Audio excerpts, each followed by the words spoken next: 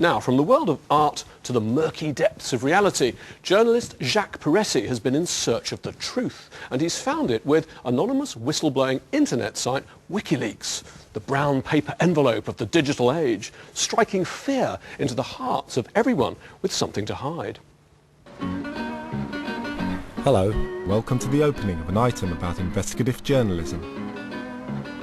There's an investigative journalist, that's me, trying to look moody and not fall over in the snow as I go in search of another scoop. Scoops are thin on the ground, but even if I was to get one, I probably wouldn't be able to report it. There are currently 300 injunctions out. That's gagging orders protecting the secrets of government and big business.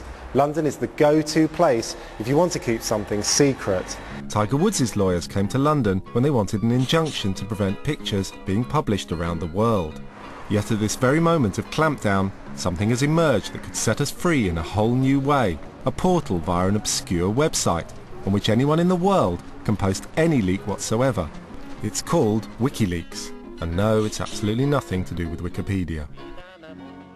Though no one outside of the webosphere has even heard of Wikileaks, the fact is that it's becoming massively important, making public the BNP membership lists and military documents regarding the legality of the war in Iraq. It's been said that in just 3 years, Wikileaks has published more scoops than the Washington Post has in 30. Alan, can you tell me when you first heard about Wikileaks? I think I first heard about Wikileaks a couple of years ago, and I don't know that I took it really seriously until I met a lawyer at a party who specialised in media stuff.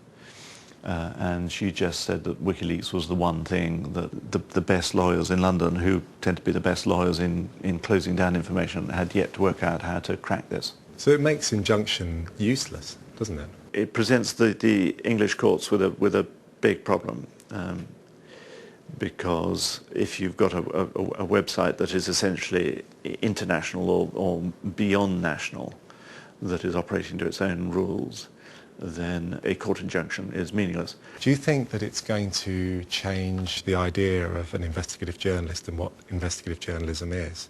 Well, I think it is already changing the idea of investigation. So that idea of publishing raw source material is a very powerful one. Wikileaks has allowed us to access huge dossiers of secret information. They've even come to the aid of bloggers, such as Guido Fawkes, who broke the Northern Rock email scandal, the first warning signs of the impending financial meltdown. He escaped litigation by publishing the email not on his site, but on Wikileaks. So you're quite open about the fact you'd use Wikileaks? Oh no, I've written to all the law firms. I've written to all the main law firms saying that if they send me a super injunction anymore, I will use my own judgment, and if I think it's in the public interest, I will give it to Wikileaks. I've got a lot less injunctions since then. Wikileaks preserves the anonymity of the leaker by bouncing the leak through a network of servers around the world. The more people who use the network, the harder it becomes to unpick. Or at least that's how it's supposed to work. But do you think there's going to become a moment where, you know, the life of a kind of Chinese dissident is on the line, you know, because of a decision that Wikileaks make? That's happened already. It's happened. Yahoo gave up the IP address, the postcode for the internet of one of its email users, and that guy ended up in jail. So beware. Some ways I think you're better off sending a letter. But this is a major shift. I mean, it's going to shift the power balance from those people over there to people like you. I think it is, because the only way they can stop it is by going down the Chinese and the Iranian route, which is having the Great Firewall of China. They're going to have to decide whether they want to be very authoritarian, and all the restrictions that places on people. You know, Google pulling out of China because it's too authoritarian is a real possibility. So there's a cost to being that kind of restrictive.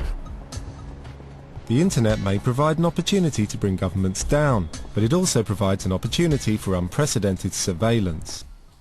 I'm trying to contact John Young, a pioneer of internet leaking, a libertarian who believes in the complete freedom to publish absolutely anything, including our conversation, which he posted in its dull entirety hours after we spoke. Looks like we've lost connection. He's an ultra-suspicionist to boot, and wisely suspicious of me. First of all, I think the internet is a gigantic spying machine. I think that anyone who thinks that it's not surveilling everyone that's using it is deceiving themselves. What to you are the limitations of Wikileaks? What are the problems with Wikileaks? Well, first I should say it's a great organization. They're doing a wonderful job. And whatever reservations I have about them is not terribly important. I think that we need a lot more WikiLeaks than just one. And that raises one issue, which is that we need multiple WikiLeaks. It's dangerous to have only one or two. I've had a hard time speaking to anyone connected with the site, but at the last minute I finally had word that Julian Assange, the man behind it all, is willing to talk to me. The problem is he's in Iceland and I'm stuck in London. But there is a solution. Interview him over the airwaves. Cue second weird interview scenario of the film. Hello, is Julian there? Speaking, Jacques. Hello, Julian. Thanks for agreeing to talk to me. I much appreciate it. You're welcome. You're in quite a sort of unique position in history in that you can actually publish on the internet, and yet the libel laws in each country are specific to that country, and therefore there's a sort of lag. They haven't yet caught up with you. They don't really know how to deal with you when it appears on WikiLeaks. The first time in history where there has been, at least for significant documents, a truly free press. That's never happened before. There is an interesting question as to what will be the free press standard of the 21st century, because all media is moving onto the internet. So will it be the union of good laws across the world that protect freedom of press, which protects democracy, or will it be the intersection of those laws? Will our standards be those of China or the UK, or will they be standards that are more akin to the values of the United States and the values and standards of countries like Sweden? There's a fork in the road for journalism, and we can go one way or the other. And everyone should try and decide and fight to go in the way that will protect our ability and everyone's ability to communicate important information to the public. Isn't it the case, Julian, that sort of gathering attention to yourselves leaves you vulnerable? It's a bit like putting up a flag to government saying, shoot me. What we've found in practice is that by gathering attention we have generated a lot of support. So we have an enormous support base now in the general community, but especially amongst the press. So it's extremely hard to successfully attack us. And as a result, we have become a sort of vanguard of journalism. So we take the hardest publishing cases in the world and deal with them. And by doing that, we create a space behind us that permits other people to successfully publish. We have, to a degree, redefined what is normal. And because we've been going 3 years now, we have become part of the status quo of the internet. And that's a really important outcome. We're at an extraordinary moment.